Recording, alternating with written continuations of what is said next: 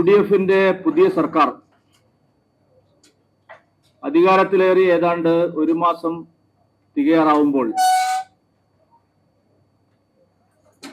ജനങ്ങളെ പറ്റിക്കുന്ന ഒരു സർക്കാരായി, കേരളത്തിലെ ജനങ്ങളെ വഞ്ചിക്കുന്ന ഒരു സർക്കാരായി ഇതിനോടകം തന്നെ മാറിയിരിക്കും.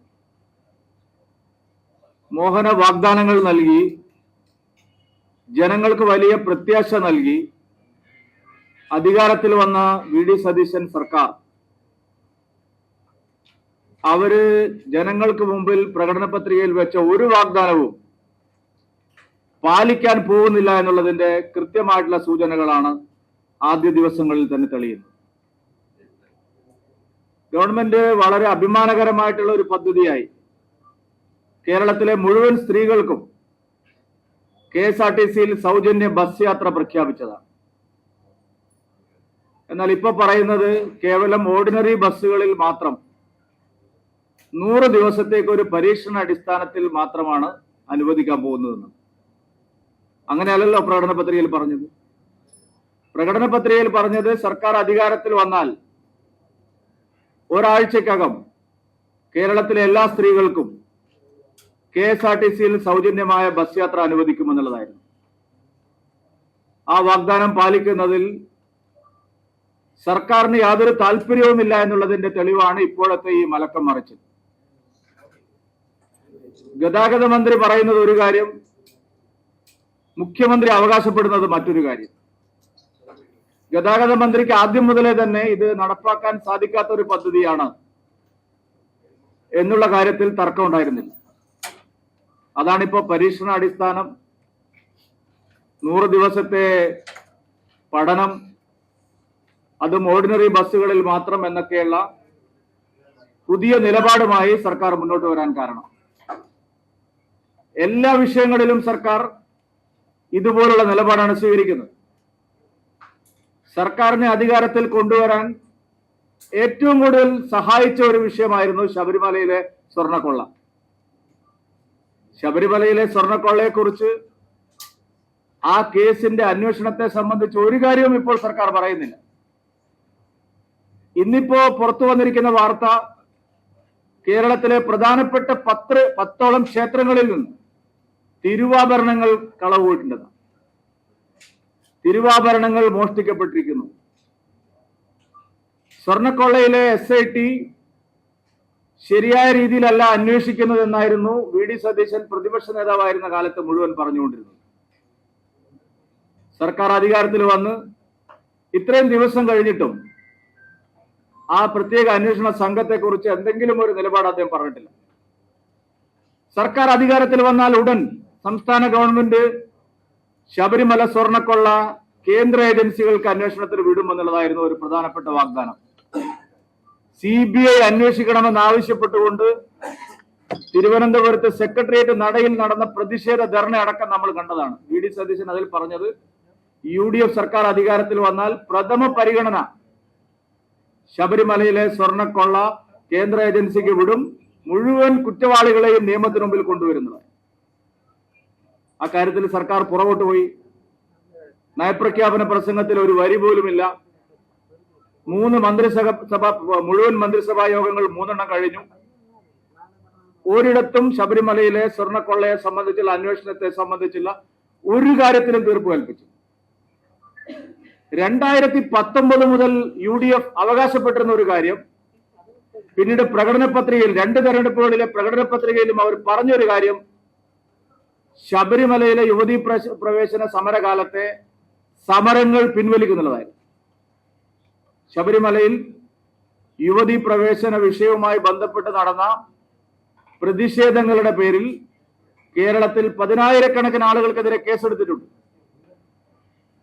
ഒരു കാര്യവുമില്ലാതെ അയ്യപ്പ ഭക്തന്മാരെ ജയിലിൽ അടച്ചിട്ടുണ്ട്. അവർക്കെല്ലാം എതിരായി ഗുരുതരമായ വകുപ്പുകൾ എടുത്ത് ഇവിടെ കേസ് അന്വേഷണം നടന്നുകൊണ്ടിരിക്കുക. 10,000-കണക്കിന് ആളുകൾ കോടതി വരാന്തകൾ കയറി ഇറങ്ങുകയാണ്. 2019 മുതൽ UDF ആവശ്യപ്പെടുന്നതും 21-ലെയും 26-ലെയും പ്രകടന പത്രികയിൽ അവർ പറഞ്ഞിട്ടുള്ളതുമാണ് ഈ വിഷയം. ശബരിമലയിലെ സ്വർണ്ണക്കൊള്ളയിൽ ശബരിമലയിലെ യുവതീ പ്രവേശന സമയത്തെ സമരത്തിന്റെ പേരിലുള്ള എല്ലാ കേസുകളും പിൻവലിക്കും. നിരവധി തവണ UDF നേതാക്കൾ പിണറായി വിജയൻ മുഖ്യമന്ത്രിയായിരുന്ന കാലത്ത് ഈ ആവശ്യം ഉന്നയിക്കുകയും മുഖ്യമന്ത്രിക്ക് കത്തയക്കുകയും നിലപാട് വ്യക്തമാക്കുകയും ചെയ്തിട്ടുള്ളതാണ്. ഈ വിഷയത്തിൽ ഒരു തീരുമാനവും സർക്കാർ എടുത്തില്ല. മലയോര മേഖലയിലെ സാധാരണ ജനങ്ങളെ സംബന്ധിച്ച് ഏറ്റവും പ്രധാനപ്പെട്ട ഒരു വിഷയമാണ് വന്യജീവി സംഘർഷവുമായിട്ടുള്ള ബന്ധപ്പെട്ട പ്രശ്നം. അന്ന് UDF പല കാര്യങ്ങളും പറഞ്ഞിരുന്നു. UDFന്റെ ദേശീയ തലത്തിലുള്ള നേതാക്കളായിട്ടുള്ള രാഹുൽ ഗാന്ധിയും വയനാട്ടിലെ MP ആയിരുന്ന രാഹുൽ ഗാന്ധിയും പിന്നീട് അവിടെ MP ആയിട്ടുള്ള പ്രിയങ്ക ഗാന്ധിയും എല്ലാം വന്യജീവി സംഘർഷവും അതിന്റെ പേരിൽ മരണവും ഉണ്ടാവുമ്പോൾ ഈ LDF സർക്കാരിനെതിരെ ശക്തമായിട്ടുള്ള വിമർശനങ്ങൾ ഉയർത്തിയിട്ടുണ്ട്. അവരന്ന് പറഞ്ഞത് കേന്ദ്രത്തിൽ നിന്ന് ലഭിക്കുന്ന സഹായം ഉൾപ്പെടെ ഒരു കാര്യങ്ങളും വന്യജീവി സംഘർഷം പരിഹരിക്കുന്നതിന് ഈ സർക്കാർ ഒരു നടപടിയും ഒരു കാര്യത്തിലും എടുക്കുന്നില്ല എന്നുള്ളതായിരുന്നു. അവര് വനാതിർത്തികൾ നിശ്ചയിക്കുന്നതിനെ സംബന്ധിച്ച്, വന്യജീവി സംഘർഷം കുറയ്ക്കുന്നതിനെ സംബന്ധിച്ച് ശാസ്ത്രീയമായിട്ടുള്ള ഇടപെടലുകൾ, അത് എനിക്ക് ഓർമ്മയുണ്ട് VD സതീശൻ പറഞ്ഞത്. ഇപ്പോഴത്തെ വൈദ്യുതി കമ്പികൾ മാത്രമല്ല, AI ടെക്നോളജി ഉപയോഗിച്ചുകൊണ്ട് മഹാരാഷ്ട്രയിലും മധ്യപ്രദേശിലും എല്ലാം സ്വീകരിച്ചിട്ടുള്ള നടപടികൾ, അത്യന്താധുനികമായ നടപടികൾ ഈ വന്യജീവി സംഘർഷം പരിഹരിക്കാൻ സംസ്ഥാന ഗവൺമെന്റ് ഒന്നും ചെയ്യുന്നില്ല എന്നുള്ളതാണ്. മാത്രമല്ല, CNTG റിപ്പോർട്ടിൽ വളരെ വ്യക്തമായി കേരളത്തിലെ വനം വകുപ്പിനെതിരായി, സംസ്ഥാന ഗവൺമെന്റിനെതിരായി ശക്തമായ നിലപാട് പറഞ്ഞിട്ടുണ്ട്. കേന്ദ്ര വിഹിതം, കേന്ദ്രത്തിൽ നിന്ന് ലഭിക്കുന്ന പണം ശരിയായ നിലയിൽ ഉപയോഗിക്കുന്നില്ല, ആധുനിക സാങ്കേതിക വിദ്യ ഉപയോഗിക്കുന്നില്ല, ഫോറസ്റ്റ് ഓഫീസർമാർക്ക് യഥാസമയം പരിശീലനം നൽകുന്നില്ല. ഇവിടെ ഇപ്പോഴും ഒരു മുളവടിയും ഒരു കാലി ടോർച്ചും കൊടുത്തിട്ടാണ് നമ്മുടെ വനപാലകരെ വനത്തിലേക്ക് വിടുന്നത്. പക്ഷെ മറ്റു പല സംസ്ഥാനങ്ങളിലും ഏറ്റവും നൂതനമായിട്ടുള്ള സാങ്കേതിക വിദ്യകൾ ഉപയോഗിച്ചുകൊണ്ട് വന്യജീവികളെ ആക്രമത്തിൽ നിന്ന് രക്ഷപ്പെടാനുള്ള കാര്യങ്ങൾ ചെയ്യുന്നു. ഇവിടെ വനാതിർത്തികൾ നിശ്ചയിക്കുന്ന കാര്യത്തിൽ പാകപ്പിഴ ഉണ്ടായിട്ടുണ്ട്. വനം വകുപ്പ് തന്നെ ധാരാളം കയ്യേറ്റങ്ങൾ നടത്തിയിട്ടുണ്ട്. കേരളത്തിൽ ഏറ്റവും കൂടുതൽ വനം കയ്യേറ്റം നടത്തിയിട്ടുള്ള ഒരു വകുപ്പ് ഇലക്ട്രിസിറ്റി ബോർഡാണ്, വൈദ്യുതി വകുപ്പാണ്. ഇതിനെല്ലാം എതിരായിട്ട് CNTGയുടെ റിപ്പോർട്ടുണ്ട്. അന്ന് ശക്തമായ നിലപാട് സ്വീകരിച്ചയാളാണ് VD സതീശനും ഇവിടുത്തെ പ്രതിപക്ഷവും. ഈ സർക്കാർ വന്നതിന് ശേഷം എത്ര പേരുടെ ജീവഹാനിയാണ് ഉണ്ടായിരിക്കുന്നത്? എന്താ നിലപാട് പറയുന്നത്? മന്ത്രി പറയുകയാണ് ഏറ്റവും പരിഹാസത്തോടുകൂടി, മുഖ്യമന്ത്രിയും മന്ത്രിയെ മാറിയിട്ടുള്ളൂ, ആന മാറിയിട്ടില്ലെന്ന്. അപ്പൊ കഴിഞ്ഞ ഗവൺമെന്റിന്റെ കാലത്ത് ആന ചവിട്ടിക്കൊല്ലുമ്പോഴും കടുവ പിടിക്കുമ്പോഴും ഇതായിരുന്നോ സർക്കാരിന്റെ UDFന്റെ നിലപാട്? ആ പ്രശ്നത്തിൽ സർക്കാർ പുറകോട്ട് പോയിരിക്കുകയാണ്. കർഷകരുടെ ജീവഹാനിയെ സംബന്ധിച്ച് ആരും തന്നെ സംസാരിക്കാൻ തയ്യാറാവുന്നില്ല. പ്രധാനപ്പെട്ട പല വാഗ്ദാനങ്ങളും പാലിക്കാൻ പോകുന്നില്ല. ജനങ്ങളെ വഞ്ചിക്കാനാണ് തീരുമാനം എന്നുള്ളതാണ് ഇപ്പോൾ വരുന്നത്. കോൺഗ്രസിന്റെ രക്തത്തിൽ അലിഞ്ഞതാണ് ഈ വഞ്ചന. കോൺഗ്രസ് കർണാടകയിൽ സ്ത്രീകൾക്ക് സൗജന്യ ബസ് യാത്ര പറഞ്ഞു, പെൻഷൻ കൊടുക്കാമെന്ന് പറഞ്ഞു, പാലിച്ചില്ല. കോൺഗ്രസ് തെലങ്കാനയിൽ മഹാലക്ഷ്മി പദ്ധതി സ്ത്രീകൾക്ക് വേണ്ടി വലിയൊരു പ്രോജക്ട് പ്രഖ്യാപിച്ചു, പാലിച്ചില്ല. കോൺഗ്രസ് ഹിമാചൽ പ്രദേശിൽ 1500 രൂപ പ്രതിമാസം സ്ത്രീകൾക്ക് പെൻഷനായി കൊടുക്കുമെന്ന് പറഞ്ഞു, പാലിച്ചില്ല. എവിടെയെല്ലാം കോൺഗ്രസ് അധികാരത്തിൽ ഇരുന്നിട്ടുണ്ടോ അവിടെയെല്ലാം വഞ്ചനാപരമായ നിലപാടാണ് കോൺഗ്രസ് സ്വീകരിച്ചിട്ടുള്ളത്. വാഗ്ദാനങ്ങൾ നൽകുക, തെരഞ്ഞെടുപ്പിൽ ജയിക്കുക, അതിനുശേഷം ജനങ്ങളെ വഞ്ചിക്കുക. ഇത് കോൺഗ്രസിന്റെ രക്തത്തിൽ അലിഞ്ഞതാണ്, കോൺഗ്രസിന്റെ DNA ആണ്. അവർ കേന്ദ്രത്തിൽ അധികാരത്തിലിരിക്കുമ്പോഴും അവർ സംസ്ഥാനങ്ങളിൽ ഭരിക്കുമ്പോഴും ഇത് തന്നെയാണ് ചെയ്തത്. 60 കൊല്ലം ഈ രാജ്യം ഭരിച്ച അതേ വഞ്ചന അവർ കാണിച്ചു. എല്ലാ സംസ്ഥാനങ്ങളിലും ഈ വഞ്ചനയാണ് കോൺഗ്രസ്. അതേസമയം BJP ഭരിക്കുന്ന സംസ്ഥാനങ്ങൾ നിങ്ങൾ നോക്കൂ. കേരളത്തോടൊപ്പം സത്യപ്രതിജ്ഞ സംസ്ഥാനമാണ് ബംഗാൾ. ബംഗാളിൽ സൗജന്യ യാത്ര യാഥാർത്ഥ്യമായിരിക്കുന്നു. ബംഗാളിൽ മമതാ സർക്കാർ തടഞ്ഞുവെച്ച PM ആവാസ് യോജനയിൽ ഒപ്പിട്ടിരിക്കുന്നു. ബംഗാളിൽ PM അർബൻ ആവാസ് യോജനയിൽ ഒപ്പിട്ടിരിക്കുന്നു. ബംഗാളിൽ പെൻഷൻ കൊടുക്കാൻ തുടങ്ങിയിരിക്കുന്നു. എല്ലാം അവരുടെ അക്കൗണ്ടിൽ വരാൻ തുടങ്ങി. നിങ്ങൾ പരിശോധിക്കൂ. BJP ഭരിക്കുന്ന സംസ്ഥാനങ്ങളിലെല്ലാം എന്തെല്ലാം വാഗ്ദാനങ്ങൾ പറഞ്ഞിട്ടുണ്ടോ? ഇവിടെ എത്രയായിരുന്നു ആശാ വർക്കർമാരുടെ സമരപ്പന്തലിൽ പോയി VD സതീശൻ പറഞ്ഞത്? എത്രയാ കൊടുത്തത്? ആശാ വർക്കർമാരുടെ സമരപ്പന്തലിൽ പോയി VD സതീശൻ അവർക്ക് നൽകിയ വാഗ്ദാനം എത്രയായിരുന്നു? ഇവിടെ എത്ര കൊടുത്തത്? ഇവിടെ ഏത് വാഗ്ദാനം പാലിക്കാനാണ് സർക്കാർ തീരുമാനിക്കുന്നത്? ഒരു വാഗ്ദാനവും പാലിക്കാൻ സർക്കാർ തയ്യാറില്ല. ജനങ്ങളെ കബളിപ്പിക്കാനാണ് ഉദ്ദേശിക്കുന്നത് എന്നുള്ളതിന്റെ കൃത്യമായ സൂചനകളാണ് ആദ്യ മാസത്തിൽ പുറത്തു വരുന്നത്. ഇതിനെതിരായിട്ട് പ്രതിപക്ഷം ഒരക്ഷരം മിണ്ടുന്നില്ല. ജി സുധാകരൻ പറഞ്ഞതാണ് ശരി. ഒരു നനഞ്ഞ പടക്കം പോലെ ഇരിക്കുകയാണ് ഈ പ്രതിപക്ഷ നേതാവ്, മൗനിയായിട്ടിരിക്കുകയാണ്. ഈ സർക്കാരിന്റെ കൊള്ളരുതായ്മകൾക്കെതിരെ ഒരു നടപടിയുമില്ല. തെലങ്കാനയിലെ മുഖ്യമന്ത്രിയെ വിമർശിക്കുന്ന പ്രതിപക്ഷ നേതാവ് കേരളത്തിലെ മുഖ്യമന്ത്രിയും സർക്കാരും നടത്തിക്കൊണ്ടിരിക്കുന്ന കൊള്ളരുതായ്മകൾക്കെതിരെ വായ തുറന്നൊരക്ഷരം ശബ്ദിക്കാൻ തയ്യാറാവുന്നില്ല. എന്താ കാരണം? ഇവർക്ക് തമ്മിൽ അങ്ങോട്ടും ഇങ്ങോട്ടും അഡ്ജസ്റ്റ്മെന്റ് ആണ്. കേസുകൾ ഒത്തുതീർപ്പാക്കി പരസ്പരം രക്ഷപ്പെടുന്ന രീതിയാണ് കഴിഞ്ഞ ഇത്രയും ദശകങ്ങളായി കേരളത്തിൽ നടക്കുന്നത്. അത് തന്നെയാണ് ആവർത്തിക്കാൻ പോകുന്നത് എന്നുള്ളതിന്റെ തെളിവാണിത്. ഭാഗ്യവശാൽ 3 BJP MLA-മാർ കേരള നിയമസഭയിൽ ഉള്ളത് കൊണ്ട് ഇതൊന്നും ചോദ്യം ചെയ്യപ്പെടാതെ പോവില്ല എന്നുള്ളത് മാത്രമേ പറയാൻ സാധിക്കൂ. ഇതൊന്നും ചോദ്യം ചെയ്യപ്പെടാതിരിക്കാൻ പോകുന്നില്ല. ഇന്ത്യ മുന്നണി ഇവിടെ ഫലത്തിൽ യാഥാർത്ഥ്യമായിരിക്കും. പരസ്പരം തെരഞ്ഞെടുപ്പിൽ മത്സരിച്ച് ഭരണകക്ഷിയും പ്രതിപക്ഷമായിരിക്കുന്നവർ ദില്ലിയിൽ കാണിക്കുന്ന നാടകങ്ങൾ ഇന്നലെ കണ്ടല്ലോ. ഡീലാണെന്നാണ് അവർ പറഞ്ഞിരുന്നത്. BJP-യും CPM-ഉം തമ്മിൽ ഡീൽ. യോഗത്തിൽ പങ്കെടുക്കാൻ പോകുന്ന പ്രതിനിധി പറഞ്ഞത് ഞങ്ങൾ എന്ത് ഡീൽ ഉണ്ടാക്കിയെന്ന് രാഹുൽ ഗാന്ധി വിശദീകരിക്കണം. എന്താ വിശദീകരിച്ചത്? എന്നിട്ട് കെട്ടിപ്പിടിക്കുക, ഉമ്മ വയ്ക്കുക, എല്ലാം പറഞ്ഞ് കോംപ്ലിമെന്റ്സ് ആക്കുക. നാണം കെട്ട ഭരണകക്ഷിയും അതിലേറെ നാണം കെട്ട പ്രതിപക്ഷവുമാണ് കേരളത്തിൽ. അതുകൊണ്ട് ഇതിനെതിരായിട്ട് ജനങ്ങളുടെ പ്രതിപക്ഷമായി BJP പ്രവർത്തിക്കും, NDA പ്രവർത്തിക്കും. വരും ദിവസങ്ങളിൽ ഈ വിഷയങ്ങളെല്ലാം ഉയർത്തിപ്പിടിച്ചുകൊണ്ട് അതിശക്തമായിട്ടുള്ള ജനകീയ പ്രതിഷേധം, ജനകീയ സമരങ്ങൾ ഇതെല്ലാം ആസൂത്രണം ചെയ്യാനാണ് പാർട്ടിയും NDA-യും ആലോചിക്കുന്നത്. PM ശ്രീ പദ്ധതി കേരളത്തിലെ വിദ്യാർത്ഥികൾക്ക് ഏറ്റവും അനുയോജ്യമായിട്ടുള്ള ഒരു സമഗ്രമായിട്ടുള്ള പരിഷ്കരണമാണെന്ന് ഞങ്ങൾ നേരത്തെ പറഞ്ഞതാണ്. ആ പദ്ധതി മുടക്കുക വഴി ലക്ഷക്കണക്കിന് വിദ്യാർത്ഥികളുടെ ഭാവി, കഴിഞ്ഞ 4 വർഷം അവർക്ക് നൈപുണ്യ വികസനത്തിന്, കലാ സാംസ്കാരിക രംഗത്തെ പ്രോത്സാഹനത്തിന്, കായിക രംഗത്തെ മികവിന്, പുതിയ അറിവുകൾ നേടാനുള്ള, പഠിക്കാനുള്ള അവസരത്തിന്, മത്സര പരീക്ഷകളിൽ മറ്റുള്ളവരോടൊപ്പം ഏറ്റുമുട്ടാനുള്ള, മത്സരിക്കാനുള്ള അവസരത്തിന് എല്ലാം തടസ്സം നിൽക്കുന്ന സമീപനമാണ് കഴിഞ്ഞ സർക്കാർ സ്വീകരിച്ചത്. കഴിഞ്ഞ സർക്കാർ അത് സ്വീകരിക്കാനുള്ള ഒരു പ്രധാനപ്പെട്ട കാരണം UDF-നകത്തുള്ള മുസ്ലിം ലീഗിലെയും അതുപോലെ ജമാഅത്തെ ഇസ്ലാമിയുടെയും അടക്കം സമ്മർദ്ദമായിരുന്നു. കാരണം ഇവിടെ എപ്പോഴും അങ്ങനെയാണല്ലോ, മതമൗലികവാദ സംഘടനകൾ സമ്മർദ്ദത്തിലാക്കിയാൽ ഏത് പരിഷ്കാരവും വേണ്ടെന്ന് വെക്കുന്ന സംസ്ഥാനമാണ് കേരളം. പക്ഷെ അവർ ഭരിക്കുന്ന സംസ്ഥാനം, കോൺഗ്രസ് രാജസ്ഥാൻ ഭരിച്ചപ്പോ അവിടെ PM ശ്രീയിൽ ഒപ്പിട്ടു. കർണാടകയിലെ കോൺഗ്രസ് സർക്കാർ PM ശ്രീ നടപ്പാക്കുന്നു. പക്ഷെ കേരളത്തിൽ LDF ഗവൺമെന്റിന്റെ കാലത്ത് അതിനെതിരായ ശക്തമായ നിലപാടെടുത്തു. LDF ഗവൺമെന്റ് അവിടെ പോയി ആരും അറിയാതെ ശിവൻകുട്ടി തലയിൽ മുണ്ടിട്ട് അവിടെ പോയി ഒപ്പിട്ടു. പ്രശ്നം ഇവിടെ വലിയ വാർത്തയായപ്പോ കുറച്ചു കാലത്തേക്ക് മാറ്റിവെച്ചു. ഞങ്ങൾ അന്നേ പറഞ്ഞു PM ശ്രീ നടപ്പാക്കുന്നതിൽ കാലതാമസം ഉണ്ടാക്കിയതിന് LDF-ഉം UDF-ഉം വിദ്യാർത്ഥി സമൂഹത്തോടും രക്ഷിതാക്കളോടും മാപ്പ് പറയേണ്ടതാണ്.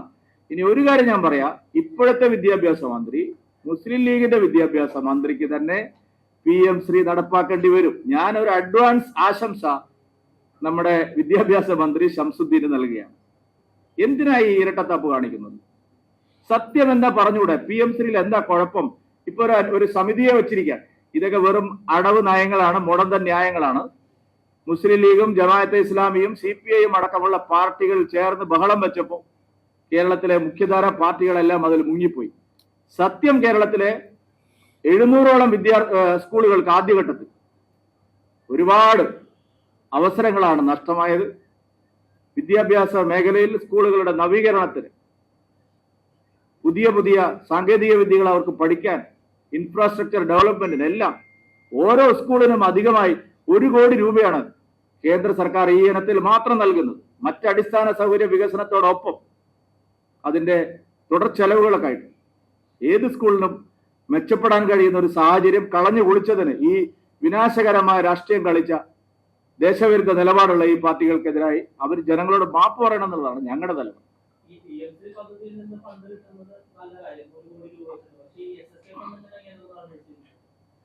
ദേശീയ വിദ്യാഭ്യാസ നയം നടപ്പാക്കാത്തവര് എന്തിനാ കാശ് വാങ്ങിയിട്ട് ഇവിടെ കുട്ടടിക്കുന്നു? എല്ലാവരും രാജ്യത്ത് കേന്ദ്ര സർക്കാർ ഒരു വളരെ പുരോഗമനപരമായ ഒരു സ്കീം കൊണ്ടുവരുമ്പോൾ അത് നടപ്പാക്കാനുള്ള ബാധ്യത സംസ്ഥാനങ്ങൾക്കുണ്ട്. താങ്കൾ പറയുന്നത് പോലെയല്ല, കൺകറന്റ് ലിസ്റ്റിലാണ് ഈ വിദ്യാഭ്യാസം എന്ന് പറയുന്നത്. ഇവർക്ക് മാത്രം എഴുതിയിട്ടാക്കാൻ പറ്റുന്നതല്ല. വിദ്യാഭ്യാസം കൺകറന്റ് ലിസ്റ്റിലാണ്. തർക്കമുള്ള വിഷയങ്ങളിൽ ചർച്ചയാവാം.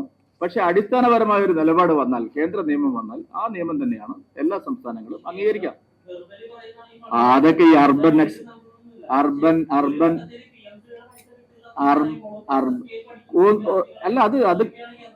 അല്ലല്ല, കേന്ദ്ര ഗവൺമെന്റ്, സംസ്ഥാന ഗവൺമെന്റ് ആണ് കേരളത്തിലെ വിദ്യാർത്ഥികളെ ദ്രോഹിക്കുന്നത്. ബാക്കിയുള്ളതെല്ലാം അർബൻ നക്സലുകളുടെയും ലീഗിന്റെയും ജമാഅത്തെ ഇസ്ലാമിയുടെയും പ്രചാരണമാണ്. അത് നിങ്ങൾ എന്തിനാ ഏറ്റുപിടിക്കുന്നു?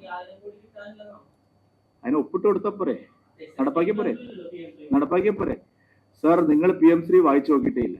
അതായത് PM3 എന്ന് പറയുന്നത് ഇല്ലല്ലോ, താങ്കൾ മാത്രം പ്രസംഗിക്കാനല്ലല്ലോ ഞാനിവിടെ ഇരിക്കുന്നത്. നിങ്ങൾ കേൾക്ക്. PM3 എന്ന് പറഞ്ഞാല് പ്രീ പ്രൈമറി സ്കൂളുകളെയും പ്രാഥമിക വിദ്യാലയങ്ങളെയും അപ്പർ പ്രൈമറി സ്കൂളുകളെയും ഹയർ സെക്കൻഡറി സ്കൂളുകളെയും സംയോജിപ്പിച്ചിട്ടുള്ള, അതായത് കുട്ടികൾ അംഗൻവാടിയിലും നഴ്സറി ക്ലാസ്സിലും പ്ലേ ക്ലാസ്സിലും പോവാൻ തുടങ്ങുന്ന കാലം മുതൽ അവരെല്ലാം സംയോജിപ്പിച്ച് അവർക്ക് മികച്ച പോഷകാഹാരം ഇപ്പോ കൊടുക്കുന്ന പോലെ കഞ്ഞിയും പയറും മാത്രമല്ല. നിങ്ങൾ PM3 നടപ്പാക്കിയ സ്കൂളുകൾ മാഹി ഉസ്മാൻ സ്കൂളിലൊക്കെ പോയി ഒന്ന് അന്വേഷിക്കണം. കുട്ടികൾക്ക് സമീകൃതമായിട്ടുള്ള പോഷകാഹാരം എല്ലാവിധത്തിലും കുട്ടികളുടെ വളർച്ചയ്ക്ക്, ശാരീരികവും മാനസികവും കായികപരവും ആസ്വാദനപരവുമായിട്ടുള്ള എല്ലാ വളർച്ചയ്ക്കും അനുയോജ്യമായിട്ടുള്ള വളരെ സമീകൃതമായിട്ടുള്ള ഒരു വിദ്യാഭ്യാസ പദ്ധതിയാണ്. അതുകൊണ്ട് സർവശിക്ഷാ അഭിയാന്റെ പണവും ഇതിന് ലഭിക്കുന്ന പണവും എല്ലാം ബന്ധപ്പെട്ടതാണ്. ഞാൻ അടിസ്ഥാനപരമായ ഒരു പോയിന്റ് പറഞ്ഞു. ഇത് കൺകറന്റ് ലിസ്റ്റിലുള്ളതാണ്. കൺകറന്റ് ലിസ്റ്റിലുള്ളതാവുമ്പോൾ സംസ്ഥാനത്തിന് മാത്രം രാഷ്ട്രീയ കാരണങ്ങൾ കൊണ്ട് ഏകപക്ഷീയമായ ഒരു നിലപാട് സ്വീകരിക്കാൻ കഴിയില്ല. അതുകൊണ്ടാണ് കർണാടക അത് ഒപ്പുവെച്ചത്, നടപ്പാക്കുന്നത്. അതുകൊണ്ടാണ് കോൺഗ്രസ് ഭരിക്കുന്ന രാജസ്ഥാൻ ഒരു മടിയുമില്ലത് ആ കാലത്ത് അത് ഒപ്പുവെച്ചത്, നടപ്പാക്കിയത്. കേരളം മാത്രം എന്തോ ഇത് കേരളമാണ്, ഇവിടെ ഇതൊന്നും നടക്കില്ല എന്ന് പറഞ്ഞാൽ അത് അംഗീകരിച്ചു കൊടുക്കാൻ സാധിക്കുന്ന നിലയല്ല ഇപ്പോഴുള്ളത്. പണ്ട് കോൺഗ്രസ് ഭരിക്കുമ്പോൾ ഇതൊക്കെ നടക്കുമായിരുന്നു. മോദി ഭരിക്കുമ്പോൾ ഇതൊന്നും നടക്കില്ല. നമ്മളെ കുട്ടികളുടെ ഭാവിയാണ് അവതാളത്തിലായത്. അതിനൊരു മാപ്പ് പറയുക തന്നെ.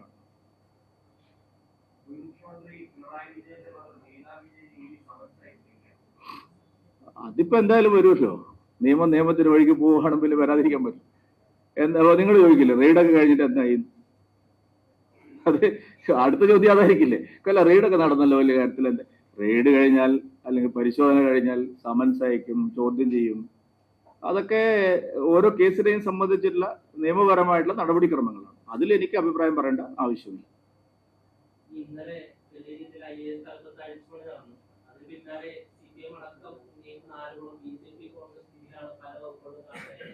IAS കാരൊക്കെ BJP-ക്കാരാണ്. അല്ല, എന്തിന്റെ പേരിലാണ് ഈ ഡീല്?